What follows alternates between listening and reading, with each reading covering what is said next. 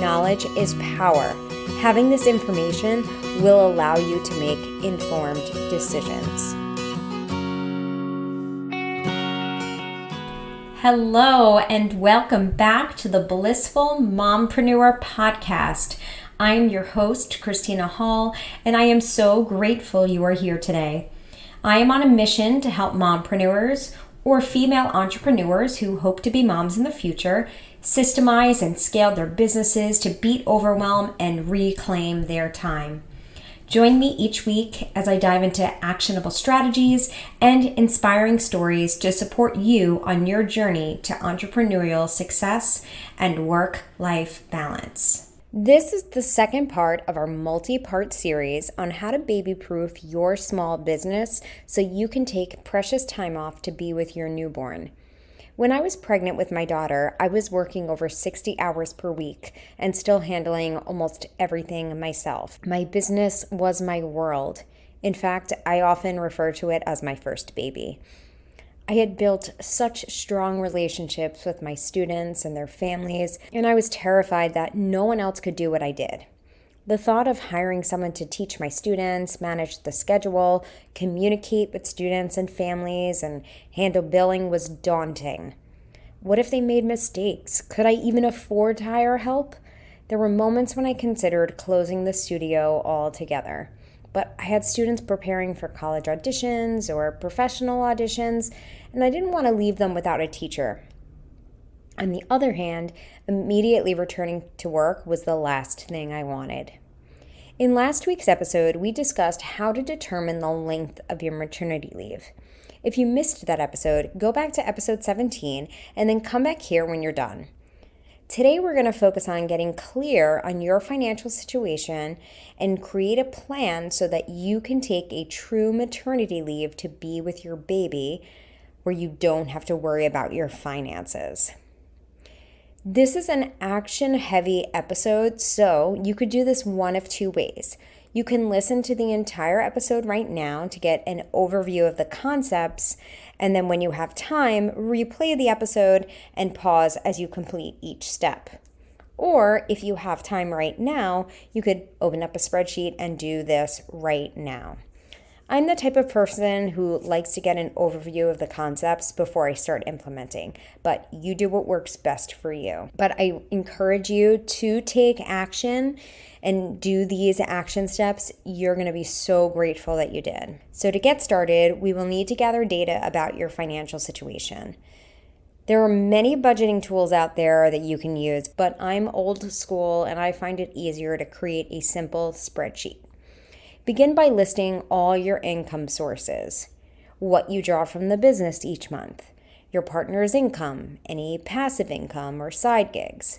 Do this based on your projected business revenue for the period of time you are on maternity leave. Keep in mind, depending on the type of business, there may be a dip in revenue if you're not working. Be sure to account for that change in revenue. Then add the balance of any savings account to the spreadsheet.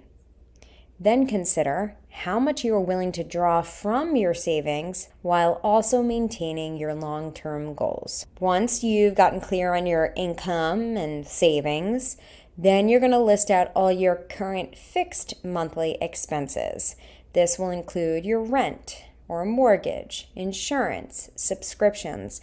First, we're just going to do this on the personal side. I know you also have business expenses, but start with personal. We'll do business a little bit later. After you have your fixed monthly expenses, then list all your variable expenses. So this is your groceries, your utilities, etc. I would collect data, especially for the variable expenses. I would collect data from the last year and take an average of how much you spent in each area. If it's something that tends to be higher during the time you intend to be off, take that into consideration as well. So, for example, if my maternity leave was in November and December, I'd be spending a lot more on gifts than I do the rest of the year. Next, estimate costs of baby-related expenses, both the one-time purchases such as a crib, car seat, high chair, and the recurring expenses such as formula and diapers. Now, add up your total income sources and any savings you plan to use during your leave, and subtract your projected monthly expenses. If you still have money left over, hooray! You are in an amazing position to take time off. If you are short, then this is where you can start to be creative. Do not stress. This is not good for you or the baby. Remember, knowledge is power. Having this information will allow you to make informed decisions. Now, if you don't have enough money to cover your maternity leave, here are some things you could do. And side note, even if you do have enough money, you may want to consider doing some of these things anyway, just to put you in an even better financial position. So first, you want to review all your personal expenses and identify areas where you can cut costs. Are there any subscriptions that you no longer need or no longer use that could be canceled? If there are subscriptions you cannot live without, you could call customer service and explain your situation and see if they're running any promotions. I do this with Verizon every once in a while, and recently I actually did this for my business with QuickBooks, and I saved 75%. So pro tip, and I'm just going to share this. Initially, I called the sales department, and basically he said, if you want, you could switch to paying annually. You'll save 10%, but I was already on annual billing, so that didn't really help me. But I didn't stop there. Then I found the number for the cancellation department, called there, and then that representative wanted to retain my business, so they were able to find me that discount. So I highly recommend finding a number for the cancellation department because they are going to be the most motivated and will be able to do the most for you as far as getting you like a promotion or a discount. So when they get on the phone, I'll say something like, the subscription's getting to be too expensive, so I'm looking into some other options, but I would prefer to stay with you. Are there any kind of promotions that would save me some money? They may not match or beat the competitor, but they usually find a way to at least reduce the monthly bill to keep you as a customer. Okay, moving on to continuing to cut expenses. Is there anything that you can swap out for a more affordable brand? Like if you always use Bounty paper towels, could you use a store brand? Better yet, could you use reusable towels instead of paper towels? If you eat out 3 times per week, could you eat out once a week and cook at home 2 times per week? For many of the baby-related expenses, particularly the baby items, such as the crib and the bouncer and the high chair and the car seat, people are always selling or giving away their used baby items. You can typically find these on Facebook Marketplace or Craigslist. This is a great way to get what you need at a more affordable price. Some people also give away unused diapers and formula as their baby has grown out of the size, or maybe they have some sort of allergy to the formula and they had to switch to another formula.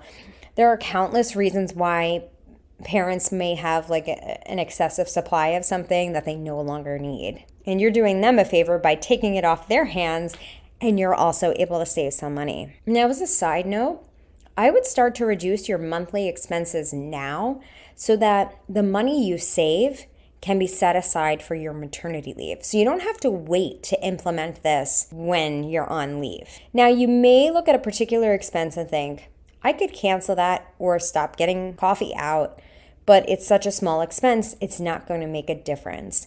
And trust me, this is a game of percentages.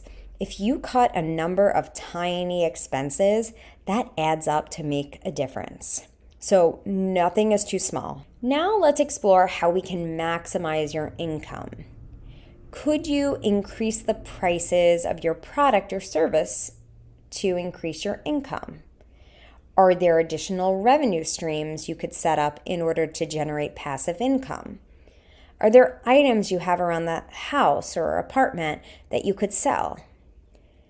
This would create more space and provide you with some extra money. Just like you did with your personal expenses, you can now apply the same principles to your business expenses and see where you can cut. And the more you cut, the more you will make. And what's great about this is the maternity leave may be the motivation for you to start cutting costs. But then once the maternity leave is over, you now have this new skill set and you now look at things differently.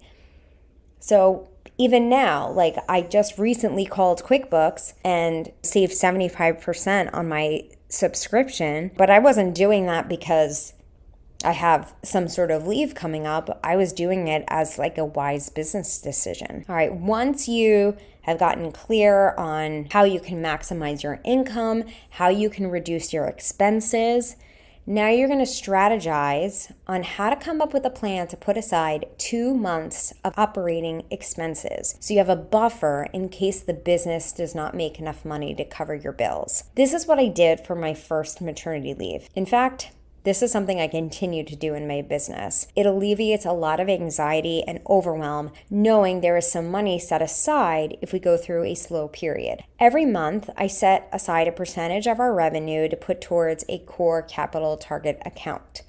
Once I have 2 months of operating expenses in the account, then that excess goes towards taxes or profit. I learned many of these principles from Mike Michalowicz's book, Profit First.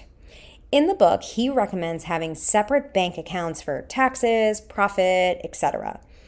I don't like to pay any fees or have to worry about keeping a minimum balance in each account, so I just have a checking account and a savings account, and then I have a spreadsheet where I keep track of the breakdown of what is in each account. So for example, in my savings account, I have my core capital target, my taxes, and my profit. And when I look at that savings account, I see the lump sum of all three of those, what I call micro accounts. But then when I go to my spreadsheet, I can see how much is in each of those accounts.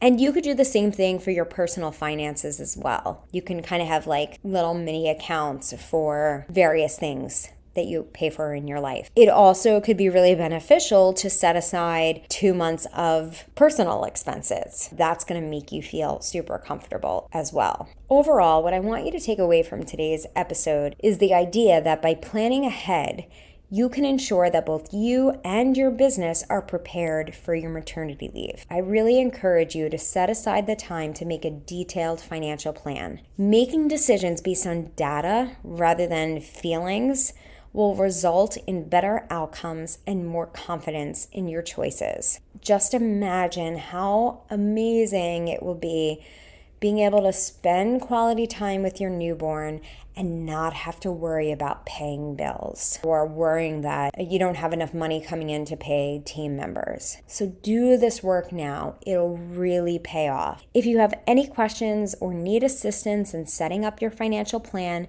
DM me on Instagram at The Blissful Mompreneur. There's no catch or sales pitch. I genuinely want to help and better understand your struggles so that I can create content that addresses your unique needs. Thank you so much for tuning in to today's episode of the Blissful Mompreneur podcast. I hope you found the episode valuable and inspiring. Remember, you have the power to step off the hamster wheel, reclaim your time, and find balance in your life. If you enjoyed today's episode, please subscribe to my channel, click the notification bell, and leave a comment below letting me know your biggest takeaway. Your feedback helps me continue to provide valuable content to mompreneurs like you. Until next time, keep pursuing your dreams, finding joy in the journey, and creating a life and business you love. Take care, and I'll see you in the next video.